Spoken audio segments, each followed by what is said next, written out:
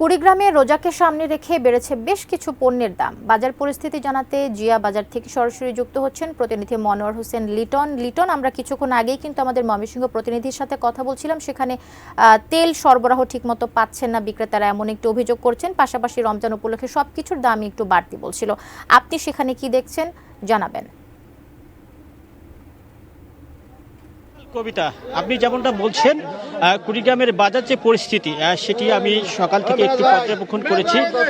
যেহেতু সামনে রমজান মাস আসছে, আমরা দেখতে পাচ্ছি এই রমজান মাস কেন্দ্র করে প্রতি বছর এই ব্যবসায়ী কিছু আছে, তারা অনেক জিনিসের দাম বাড়িয়ে দেয়। বিশেষ করে কিছু পণ্য আছে যেটা রমজান মাস উপলক্ষে তারা দাম বাড়িয়ে দেয়। আমি সকালে দেখেছি, বিশেষ করে বাজার ঘুরে দেখেছি, এখানে পেঁয়াজের দাম আমরা দেখেছি 34, শুকনা মরিচ 300 টাকা।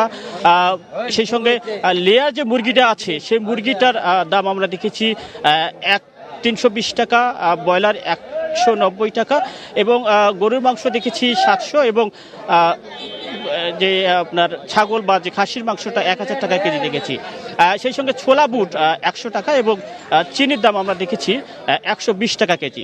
ক্রেতারা যারা বলছেন যে এই কিছুদিনের মধ্যেই এই কিছু কিছু পণ্যের দাম বেড়ে যাবে, বিশেষ করে ছোলা বুট, চিনি, এবং সেই সঙ্গে খেজুরের দামটা, বিশেষ করে খেজুরের দামটা নির্ধারিত নাই, এখানে যে যেমনটা পাচ্ছে এমনটাই বিক্রি হয়। রমজান মাস উপলক্ষে দামটা আরও অনেকটাই বেড়ে যায়। ক্রেতারা সবসময় খুব প্রকাশ করে যে এই রমজান মাস আসলেই, কেননা এই রমজান মাস হচ্ছে মুসলমানদের এমন একটা মাস, এই রমজান মাসেই মুসলমানরা তারা সিয়াম সাধনার মধ্য দিয়ে আল্লাহর নৈকট্য লাভের আশায় চেষ্টা করে।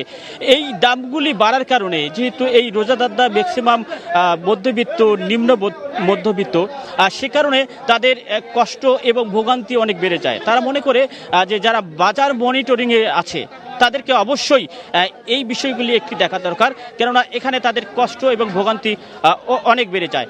সেক্ষেত্রে আমরা দেখেছি যে বাজারে যারা মনিটরিং আছে তারা কাজটা তাদের যদি করে, তাহলে রোজাদারদের যে ভোগান্তিটা সেটি অনেক কমে যাবে বলে মনে করা হচ্ছে।